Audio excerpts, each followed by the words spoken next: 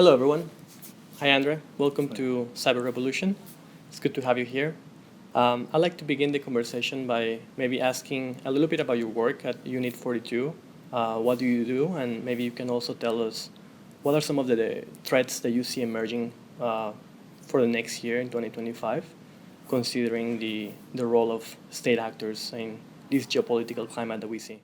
Yes, thanks for having me. So, first of all, Unit 42 is a bunch of consultants at Palo Alto Networks that is serving globally its clients. It's consisting of a large team of threat researchers that are investigating cybercrime, state actors, and hacktivists and what they are up to. And it's also represented by consultants that help clients during incident responses, where we also can collect our information and our intelligence on different threat actors. Plus, we help clients to prevent those kinds of attacks, giving them early warnings or helping them to set themselves in a position that they can detect and prevent those kinds of attacks. Looking into the evolution of the threat landscape is that we see since last year basically a trend that is consisting out of three different evolutions. First of all, we see that the level of sophistications of attackers is rising. So it's pretty much from sophistication level hard to tell a state actor from a cybercrime group because they improved on the cybercrime group to a big extent, using different kinds of social engineering and technical features. We see that the speed of attacks is increasing. So we talk about hours of dwell time. So between the click and something is happening like encryption, like data exfiltration, just in a few hours. And 2 years ago, it has been weeks and months. This is different for state actors, which are usually up to pre-positioning and persistence. So they want to stay in long and they want not to be seen. But we also see that the scale of attack is increasing. So with all the publications of different vulnerabilities, threat actors have put themselves into a position that they are capable to identify hundreds of thousands of exposed devices globally within less than 15 minutes.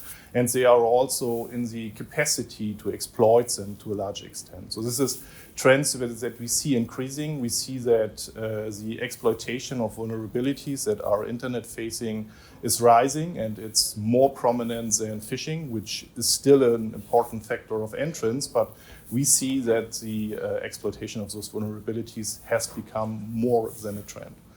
In regards of the development on the state actor side is that coming from 2024, which has been a super election year, so there have been 60% of the global people have had elections during the year. There has been a lot of campaigns and trends. We have seen Chinese threat actors acting in the United States. We have seen a lot of Russian influence. We have seen Chinese actors in Southeast Asia.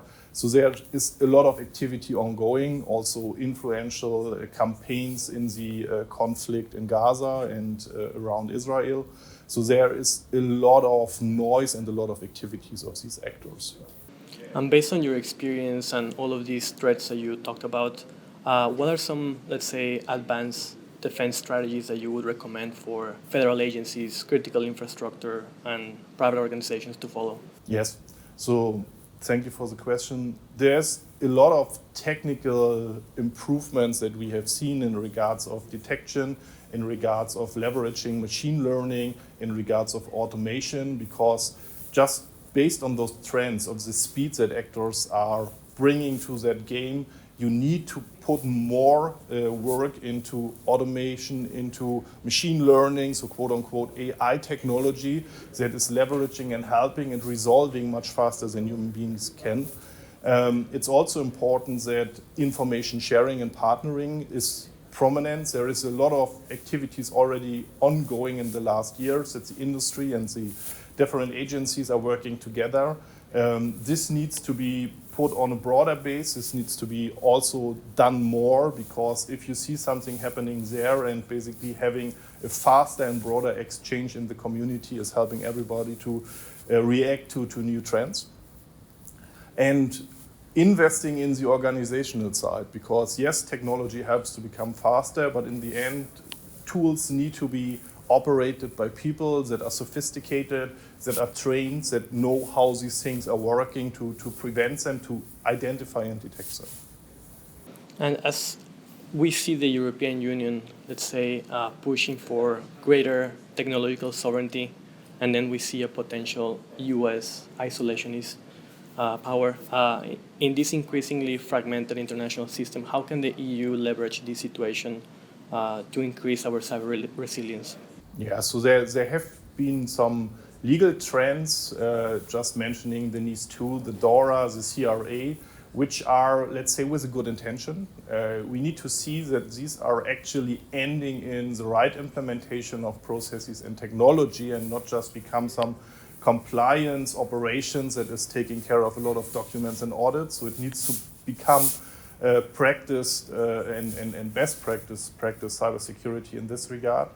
I'm kind of shy to say that we will have sovereignty when it comes to technology and products in the European Union, because chips are usually manufactured in Taiwan.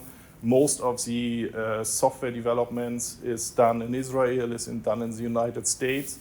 And we don't have actually a big hyperscaler that is coming in Europe. So that's, I would say, we will rely on the United States, how much we want to have this independence, because it's basically just choosing between different states or nations to support us on our journey to secure ourselves.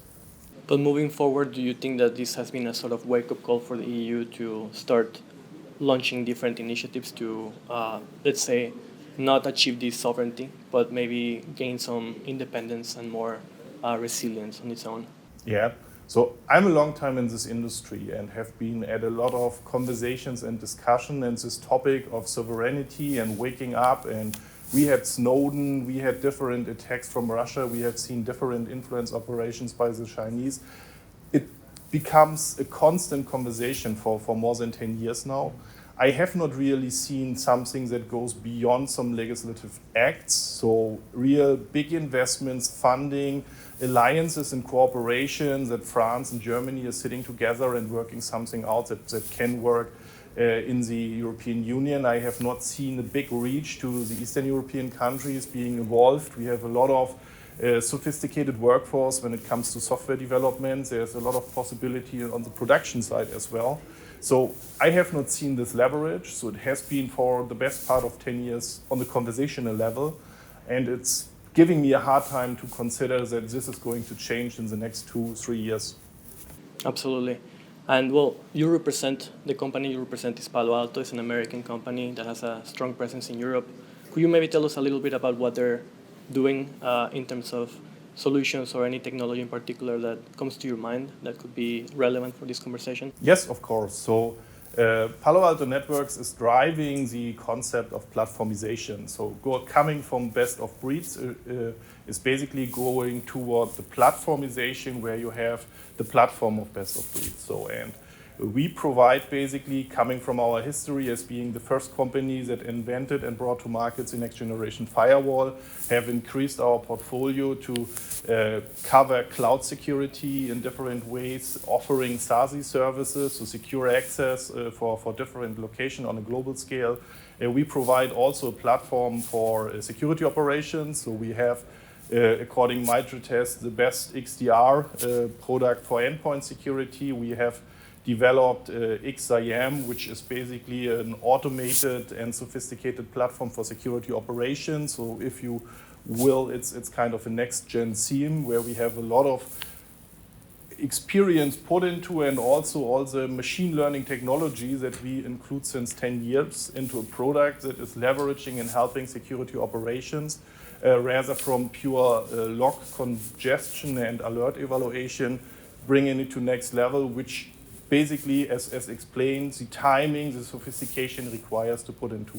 Also that we have a workforce shortage when it comes to security analysts, to security operators. So we need to put more technology in the place that can cover those gaps that we have there, and also covering on a 24/7 basis kind of operations. One of the things that I do at KuppingerCole is I do research on SOAR, Mm-hmm. and I recently published a report where Palo Alto scored quite high on this area. And if I compare this report to the one I did 2 years ago, I saw most vendors were talking to me about Gen AI. It was something that they really wanted to share with me. How do you envision the role of the human analyst in the future in SOC operations? Do you think that this technology is something that could potentially transform the human analyst? Yeah. There's basically two things. When we talk about Gen AI, this is usually helping translation, machine logs, IP data, congested data into something that I can read in a human way, so kind of a translative function, and also that I can ask questions, that I can have kind of a conversation with the system. So this is kind of the co-pilot systems that a lot of vendors are providing. What makes us kind of unique is something that we have named in this year Precision AI, which is basically the topic for all our machine learning technologies that we have invented and built in the last 10 years. And this is helping in a way to give you kind of a use case. We have kind of the bore out situation for SOC operators, because imagine one use case, you receive hundreds of phishing mail requests from the different employees. So everybody is getting a phishing mail, is tagging it. You need to look into it, you have to evaluate it, you have to generate a rule, and you do this 500 times. This is filling up, let's say, 90% of what a SOC operator is doing. And exactly this use case, getting the mail, making the detonation of the content and tagging it at it's malicious, it's benign, and setting up a general rule that you can handle 500 in the background is something that the machine takes over. So it's taking off the load, so the operator can concentrate on the relevant alerts, can concentrate on the relevant incidents, so reducing the time of I have to do a lot of boring, repetitive stuff to going right to the meat, and taking the analytics and doing the right measures and becoming much faster, and making also the job more fun again, so that you concentrate on what you actually want as an analyst, as an operator. You want to dig deep, you want to identify what is happening in the attack, you want to help the company to prevent and mitigate those. But this is, in the past, has not worked out, because it was a lot of different stuff. And if I put more into playbooks, in automation and support of machine learning, of tasks and resolution of tasks, this is changing the game. And this is something that we have put with the experience of different of our clients and our own SOC operation into the XIM platform. And this is a game changer from our point of view.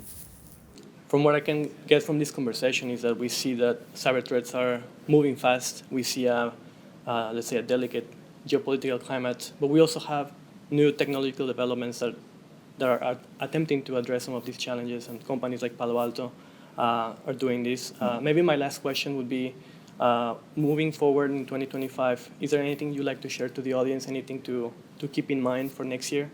Yeah, so next year is kind of the compelling event for a lot of organizations in Europe when it comes to critical infrastructure. In these two implementation, we will see what happens in Germany due to the break of the coalition. So will this move in the future, and how will this become effective? So this is a big milestone for a lot of our clients. The other thing is the DORA, which is basically for the financial sector, also the regulation in regards of taking measures to put more resilience in the cyber landscape. So this will cover a lot. But we see a lot of political events moving forward, and this comes also always with kind of a hybrid scenario. So we see a lot of pre-positioning, we see a lot of influence operation that is growing over the different regions. So there will be more, or there will be higher trends from Russia, for sure, when it comes to effectiveness of NATO, when it comes to invest, when it comes to forming a new government in Germany in the next year. Same might be for France. The government currently breaks also. So there will be a lot of things that puts noise in the cyberspace. There will be exfiltration of data. And we need to prepare ourselves for this. And looking forward into the more stricter conflict in China and also in Israel, looking on our supply chains, there needs to be awareness, there needs to be preparedness, and there needs to be a good invest for security to put more resilience into our businesses, the industry, into the state and the operations. Exciting times. It is. We're no longer living in this end of history of the 1990s. Things are moving fast and changing. And well, that's all for today. André, thank you so much for your time and for sharing all these insights. And for the audience, just make sure to check out KuppingerCole, our website, or head out to Palo Alto. And we cover many of these topics that were discussed today. So thank you so much. It's been a pleasure. Thanks a lot.